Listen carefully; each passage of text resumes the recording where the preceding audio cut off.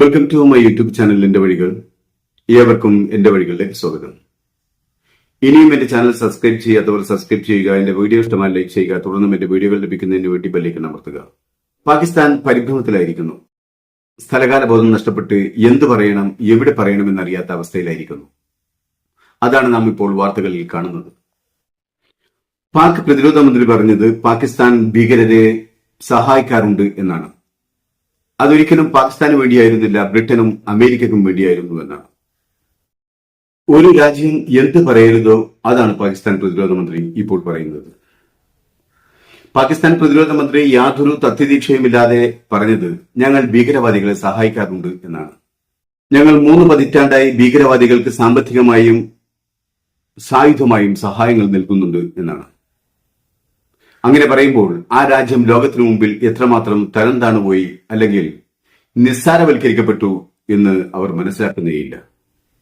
പാകിസ്ഥാൻ ഭീകരവാദത്തെ വെള്ളവും വളവും നൽകി വളർത്തുകയാണെന്ന് ഇന്ത്യ നിരന്തരം പറഞ്ഞുകൊണ്ടിരിക്കുമ്പോഴാണ് ആ സത്യത്തെ സാധൂകരിക്കുന്ന നിലയിൽ പാക് പ്രതിരോധ മന്ത്രി കുമ്പസാരം നടത്തുന്നത്. എന്നാൽ ഭീകരവാദികളെ പാകിസ്ഥാന് സഹായിക്കേണ്ടി വന്നതും അവരെ വളർത്തേണ്ടി വന്നതും പാശ്ചാത്യ രാജ്യങ്ങൾക്ക് വേണ്ടിയായിരുന്നു എന്നായിരുന്നു പാക് പ്രതിരോധ മന്ത്രി ഖാജ ആസിഫ് കുറ്റസമ്മതം നടത്തിയത്. ബ്രിട്ടനും അമേരിക്കയും അടങ്ങുന്ന പാശ്ചാത്യ രാജ്യങ്ങൾക്ക് വേണ്ടിയാണ് ഞങ്ങൾ ഭീകരതയെ പാകിസ്ഥാന്റെ മണ്ണിൽ നട്ടുവളർത്തിയത് എന്ന് ഖാജ ആസിഫ് തുറന്നു പറയുമ്പോൾ, ബ്രിട്ടനും അമേരിക്കയും അടക്കം ലോകത്ത് സമാധാനം പുലരാൻ ആട്ടിൻതോണിട്ട് നടക്കുന്ന വൻ ശക്തികൾ ഈ ഭീകരവാദികളെക്കാൾ തരം താണു പോവുകയാണ് ലോകത്തിനു മുമ്പിൽ. പാകിസ്ഥാൻ നട്ടുനനച്ചു വളർത്തിയ ഭീകരത ഇന്ന് പാകിസ്ഥാന് തന്നെ ഭീഷണിയായി മാറിയിരിക്കുകയാണ്. പാകിസ്ഥാന്റെ മണ്ണിൽ പോലും അവർ മൈനുകൾ പാകി തുടങ്ങിയിരിക്കുന്നു.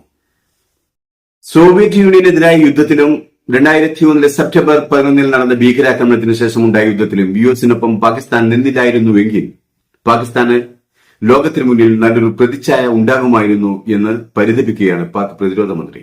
അന്ന് സോവിയറ്റ് യൂണിയന്റെ അഫ്ഗാൻ അധിനിവേശത്തിനെതിരെ അമേരിക്ക ഉപയോഗപ്പെടുത്തിയത് പാകിസ്ഥാൻ നട്ടുനനച്ചു വളർത്തിയ ഭീകരവാദികളെയായിരുന്നു. എന്നാൽ പാകിസ്ഥാനെ ഭീകരവാദികളുടെ കോളനിയാക്കാൻ സാമ്പത്തികവും സായുധവുമായി പാകിസ്ഥാനെ സഹായിച്ച അമേരിക്ക പോലും ഇപ്പോൾ പാകിസ്ഥാനെ കുറ്റപ്പെടുത്തുകയാണ്. അമേരിക്കയ്ക്ക് വേണ്ടി വളർത്തി വലുതാക്കിയ ഭീകരർ ഇന്ന് പാകിസ്ഥാന് തന്നെ ഭീഷണിയായിരിക്കുമ്പോഴാണ് ഇന്ത്യ പഹൽഗാം ആക്രമണത്തിന് പാകിസ്ഥാനെ കുറ്റപ്പെടുത്തുന്നത് എന്നാണ് ഖാജ ആസിഫ് പരാതിപ്പെടുന്നത്. പഹൽഗാമിലെ ആക്രമണത്തിന് ഇന്ത്യ പാകിസ്ഥാനെ കുറ്റപ്പെടുത്തുന്നത് മേഖലയിൽ അസ്ഥിരത സൃഷ്ടിക്കാൻ മാത്രമേ ഉപകരിക്കൂ എന്നാണ് അദ്ദേഹം പറഞ്ഞത്. ഖാജ ആസിഫ് പറയുന്നു, ഇന്ത്യ ആരോപിക്കുന്ന ലഷ്കർ ഇ ത്വയ്ബ ഇപ്പോൾ പാകിസ്ഥാനിലില്ലെന്നാണ്. അതുപോലെ തന്നെ ഇന്ത്യയിൽ ഇപ്പോൾ ആക്രമണം നടത്തിയ ദി റെസിസ്റ്റന്റ് ഫ്രണ്ടിനെ പറ്റി കേട്ടുകേൾവി പോലുമില്ല എന്നാണ്.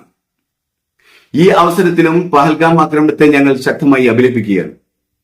ഖാജ ആസിഫ് തുടർന്നത് ഇപ്രകാരമായിരുന്നു: ഇന്ത്യയിൽ നടന്ന ഭീകരാക്രമണത്തിന് പകരമായി അതിന്റെ പ്രതികാരമായി ഇന്ത്യ പാകിസ്ഥാനെ ആക്രമിക്കാൻ ശ്രമിച്ചാൽ പാകിസ്ഥാൻ ആണവായുധമുള്ള രാജ്യമാണെന്ന് ഇന്ത്യ ഓർക്കുന്നത് നന്നായിരിക്കുമെന്നാണ്. ഇന്ത്യക്ക് നേരെയുള്ള ഏറ്റവും വലിയ ഭീഷണിയാണ് പാകിസ്ഥാന്റെ പ്രതിരോധ മന്ത്രി ഖാജ ആസിഫിന്റെ ഈ വാക്കുകൾ. സത്യത്തിൽ ഇതിലൂടെയൊക്കെ ഇന്ത്യയുടെ ആക്രമണത്തെ പാകിസ്ഥാൻ അങ്ങേയറ്റം ഭയപ്പെടുന്നു എന്ന് വേണം മനസ്സിലാക്കാൻ. ഖാജ ആസിഫിന്റെ വാക്കുകൾ സൂചിപ്പിക്കുന്നത് ആ ഭയമാണ്.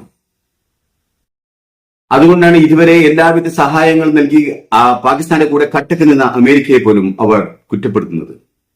അവരാണ് പാകിസ്ഥാനിൽ തീവ്രവാദികളെ വളർത്താൻ സാമ്പത്തിക സാങ്കേതിക സഹായം നൽകിയതെന്ന് പൊതുജന മധ്യത്തിൽ ലോകത്തിനു മുമ്പിൽ ഇപ്പോൾ പാകിസ്ഥാൻ വിളിച്ചു പറയുന്നത്. ഈ ഭീകരവാദ പ്രവർത്തനത്തിന്റെ സൃഷ്ടികൾ ഉപജ്ഞാതാക്കൾ അമേരിക്കയും ബ്രിട്ടനുമാണെന്ന് ലോകത്തിനു മുമ്പിൽ ഈ പാകിസ്ഥാൻ വിളിച്ചു പറയുമ്പോൾ അത്രമാത്രം പാകിസ്ഥാൻ ഇന്ത്യയുടെ ഇപ്പോഴത്തെ ആക്രമണ ഭീതി ഉലച്ചു കളഞ്ഞിട്ടുണ്ട് എന്ന് വേണം മനസ്സിലാക്കാൻ. അമേരിക്കയും ബ്രിട്ടനുമാണ് പാകിസ്ഥാനെ ഒരു തീവ്രവാദ രാജ്യമാക്കി മാറ്റാൻ വളവും വെള്ളവും നൽകി സഹായിച്ചത്. പാകിസ്ഥാൻ കുറ്റസമ്മതം നടത്തുമ്പോൾ ഈ വൻ ശക്തികളുടെ സ്ഥാനം ലോകരാജ്യങ്ങൾക്കിടയിൽ എവിടെയായിരിക്കുമെന്ന് നാം ചിന്തിക്കേണ്ടതുണ്ട്. അതേസമയം ഖാജ ആസിഫിന്റെ കുമ്പസാരങ്ങൾക്ക് വിപരീതമായിരുന്നു പാകിസ്ഥാൻ ഉപപ്രധാനമന്ത്രിയും പാക് വിദേശകാര്യമന്ത്രിയുമായ ഇഷാഖ് ദാറിന്റെ വാക്കുകൾ. അദ്ദേഹം ബൈസരൻ വാലിയിൽ 26 നിരപരാധികളെ നിർദാക്ഷിണ്യം കൊന്നുകളഞ്ഞ തീവ്രവാദികളെ വിശേഷിപ്പിച്ചത് സ്വതന്ത്ര സമര സേനാനികൾ എന്നാണ്.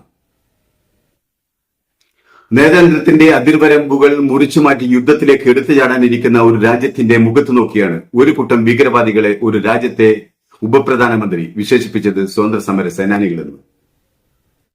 അത് ആ രാജ്യത്തിന്റെ തീവ്രവാദികളോടുള്ള ആ രാജ്യത്തിന്റെ ഉറ്റബന്ധവും ചങ്ങാത്തവുമാണ് സൂചിപ്പിക്കുന്നത്.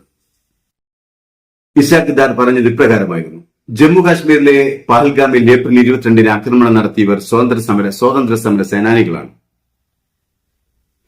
സിന്ധു നദീജല കരാർ മരവിപ്പിച്ചത് യുദ്ധ സമാനമാണ്.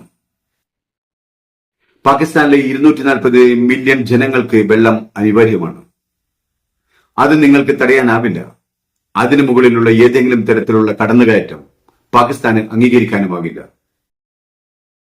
പാകിസ്ഥാന് വെള്ളം നിഷേധിച്ചാൽ അത് ഇന്ത്യയിൽ രക്തപ്പുഴ ഒഴുക്കുന്നതിന് കാരണമാകും. ഈ ഭീഷണിയാണ് ഇപ്പോൾ വന്നുകൊണ്ടിരിക്കുന്നത്.